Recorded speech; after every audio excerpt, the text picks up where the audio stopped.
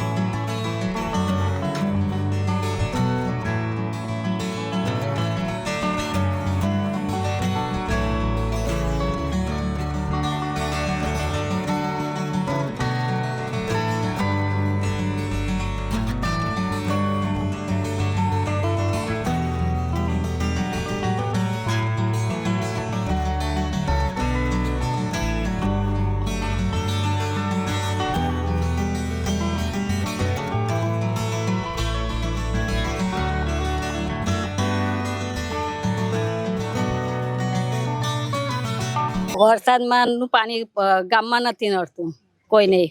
કયા કારણે પાણી? એ ગામમાં ગટર લાઈન નાખેલી છે એટલે ગામનું પાણી જે વરસાદનું પડે છે તે ગટર લાઈનમાં જતું રહે છે અને બહારથી પાણી આવે છે તે તળાવમાં ભરાઈ જાય છે એટલે વરસાદનું પાણી ગામમાં નડતું નથી કોઈને. આ તળાવનું પાણી આ વખતે છલકાવીને ગામમાં આવ્યું છે એવું ખરું? ના, નથી. કયા કારણે નથી આવ્યું? કારણ કે પહેલા વરસાદે પાણી ભરાઈ ગયું એટલે પારો બાંધી દીધો ત્યાં, એટલે આગળનું પાણી તળાવમાં આવ્યું જ નહીં એટલે પાણી અટકાઈ ગયું એટલે વધનું પાણી આવ્યું નહીં અંદર ને પાણી છલકાયું પણ નહીં અને ગામને નુકસાન બી નહીં થયું. તો સરપંચ વિશે શું કહેશો આપ? સરપંચ અમારા ગામના સારા છે, 100 દરજે સારા છે. આટલા સરપંચો ગયા પણ આ વર્ષે અમારા સરપંચ સારા છે ને ગામને સુધાર્યું છે. ગામ અમારું ગામ ગોકુળિયું ગામ બનાવ્યું છે. બહુ જ કર્યું. બ્લોક નાખ્યા ને કઈ બધું આખા ગામની શોભાઓ બધી બહુ કરી. હા, પાણીની સુવિધા પહેલી તો પાણીની સુવિધા સારી કરી છે. પાણીની બહુ પીવાનું પાણીની બહુ તકલીફ હતી અમારે. પાણી ક્યાં લેવા જવું હતું પહેલા? પહેલા તો અમે દૂર લેવા જતા હતા. ત્યાં જઈએ તો પાણી લાઈટ ના જાય તો બેડો મૂકીને પાછા આવીએ, પાછા ફરી જઈએ. અમારો આખો દિવસ પાણીમાં જતો હતો. અત્યારે તો શાંતિ છે, ઓસિંગે પાણી છે. અમારે અહીંયા ટ્યુબવેલ બનાવે છે તો અડધી રાતે પાણી જોઈએ તો અમારે પાણીના ઠંડુ જ પાણી નીકળે છે અંદર. પીવા लायक सरस पानी છે અમને વાપરવાની પણ અમને શાંતિ છે. दूसरी ओर तालाब ओवरफ्लो होकर खेत में पानी भर जाए उससे पहले सरपंच द्वारा खास कार्यवाही की गई, जिससे कांस का पानी भी तालाब में डाइवर्ट नहीं हुआ और तालाब बच गया। અમારે પહેલા 15 દિવસ પહેલા જ વરસાદ પડેલો ફૂલ, એમાં અમારું તલાવ એકદમ ટોપઅપ થઈ ગયેલું. હવે અમે બીજું વધારાનું પાણી તલાવમાં આવે એ તો તલાવ ફાટે અને ગામમાં ઘૂસી જાય.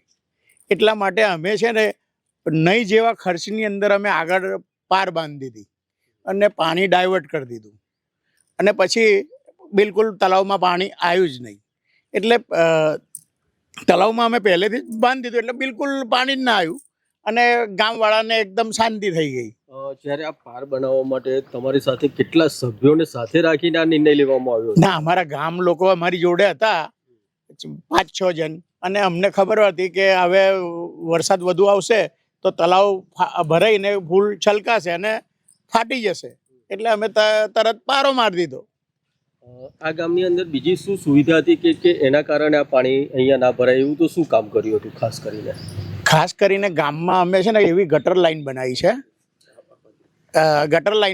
અમે તો એ ગટર લાઈનના એવા ઢાંકણા અમે નાખ્યા છે કે કોઈ બી ફરિયામાંથી પાણી આવે એટલે એ ગટરમાં જતું રહે અને બાયપાસ થઈ જાય મોટી ગટરમાં જઈને. અને તલાવનું તો જે હતું કે તલાવનું તો પહેલેથી બાંધી દીધું એટલે તલાવને ટોપઅપ થઈ ગયું એટલે પછી ભરવા ના દીધું એટલે બાયપાસ થઈ ગયું પાણી. હું એસએસસી બનેલો છું અને આ બધી આઈડિયા ગાયકવાડ વખતમાં મેં જોયેલી છે વાડીમાં, ગાજરાવાડી, આખા વાડી, ચોખંડી એ બધે એવી ગટરો મેં જોયેલી છે ગાયકવાડી ટાઈમની. એમાં એક જારીવાળી હતી લોખંડની, પણ આપણી પાસે એટલું બજેટ ના હોય એટલે મેં સિમેન્ટની ચેમ્બર બનાવીને ખોલવાળી બનાવી. એટલે દરેક ફરિયામાંથી પાણી આવે એટલે એ ચેમ્બરમાં જઈ અને મોટી ગટરમાં જતું રહે અને 10 જ મિનિટની અંદર પાણી નીકળી જાય. 10-15 મિનિટમાં સાફ થઈ જાય પાણી. આ જે બધો ખર્ચો કર્યો ગામમાં, તો સરકાર તરફથી કેટલી ગ્રાન્ટ મળે છે કે પછી તમારા? સરકારે કોઈ ગ્રાન્ટ નહીં આલી. આ ગામના વેરો અને જે સોસાયટીમાંથી વેરો મળ્યો એના સ્વભંડોળમાંથી અમે આ કામ કરેલ છે.